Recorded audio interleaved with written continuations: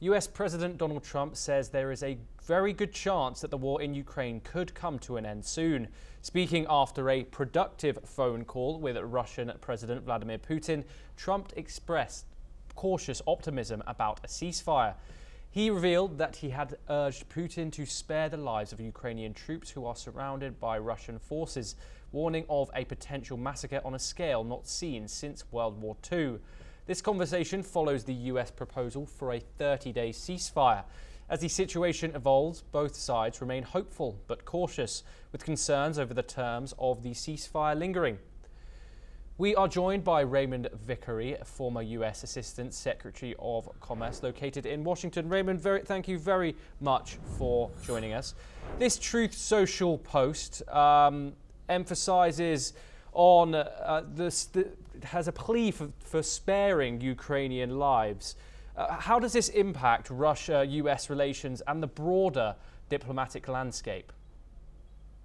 Well, thanks very much for having me. It seems to me that it's plain that the Trump administration is trying desperately to fulfill its promises to end the Ukraine war. President Trump had said he would do that on the first day in office. And he has in sight his Nobel Peace Prize that he would like to have. He's always been jealous of President Obama for having gotten it, and he wants to be able to do the same thing. That having been said, obviously there is a desire across the board in the United States for peace between Russia and Ukraine. The problem, of course, is the acknowledgement that Russia has to abide by the rule of law as do other nations. Having launched a full-scale invasion of Ukraine, it is obvious that Putin is now trying to consolidate his position, feels that he's winning on the ground, and that actually delay in negotiations and talk will enable him to do that further. President Trump has emphasized the carnage, which I think everyone feels very deeply, and the surrounding of Ukrainian troops is in accord with that. The problem, of course, is what happens after either a ceasefire or a putative end on Russian terms. We have seen this scenario before in Europe in 1938 when Neville Chamberlain went to Munich and declared that he'd reached a peace agreement with Hitler at that time. And there was going to be peace for our time. We all want peace for our time, but is the way to get that just simply conceding to the territorial gains which Russia has gotten illegitimately and contrary to the principles of the United Nations? Or can there be at least a lasting peace? Yes.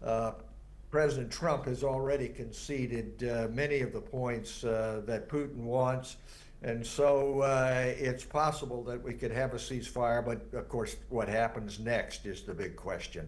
Raymond, I just want to get your thoughts on Trump's style of contacting Putin directly, and also his kind of way of announcing this information. This is two kind of adversaries speaking to each other directly. How is this going to influence the broader course of the conflict? And what do you think of this kind of style that Trump has adopted? Well, I think it's very unfortunate. It has been proven that simply having one leader talk to another is not sufficient to be able to bring about resolution of complex international problems. In the first Trump administration, Trump tried this with Kim, the leader of North Korea, and he thought that he could get together and offer him development rights, if you will, and that could resolve the matter. And that's the way he sees the world. Unfortunately, it has been shown in the history of the 20th century, that kind of one-on-one approach is not going to build lasting peace. There are complex issues involved, and what the international community needs to do, including great democracies like India and those in Europe and Japan and so forth, is adhere to principles which are set down in the United Nations Charter. There are many people who say that what Trump has done is adopt the approach of the Yalta Conference, if you will, and that is when Roosevelt, Stalin, Churchill got together to make decisions about the end of World War II.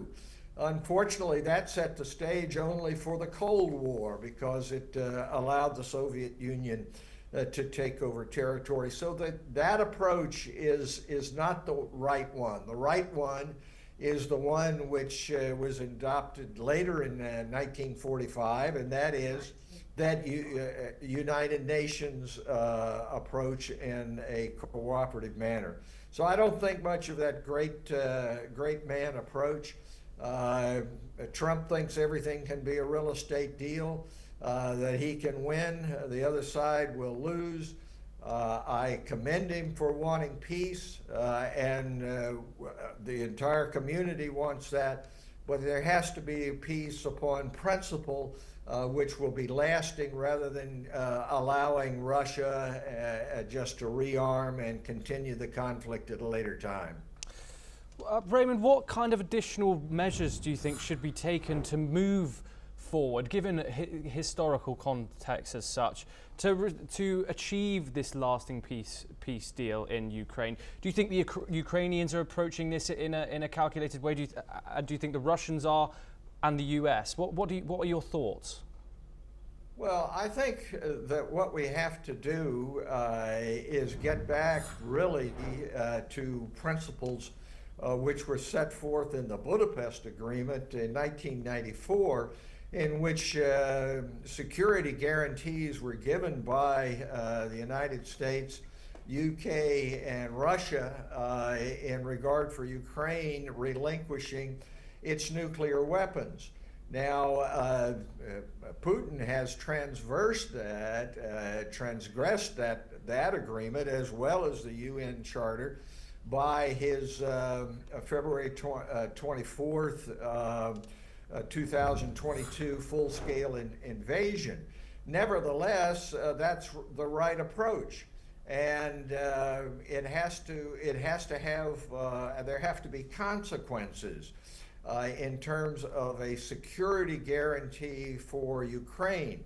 It cannot be the case that the United States, the Western powers, other great democracies, India, Japan, Australia, and so forth, simply relinquish and go back to their own domestic concerns rather than understanding what has to happen. And of course, Europe is fundamental in this. Europe has relied on the United States for a security umbrella, and Europe is going to have to be able to continue on the path that they've just started, which is to be able to supply their own security, yes. And that security includes the security of Ukraine. Raymond Vickery, thank you very much for joining us.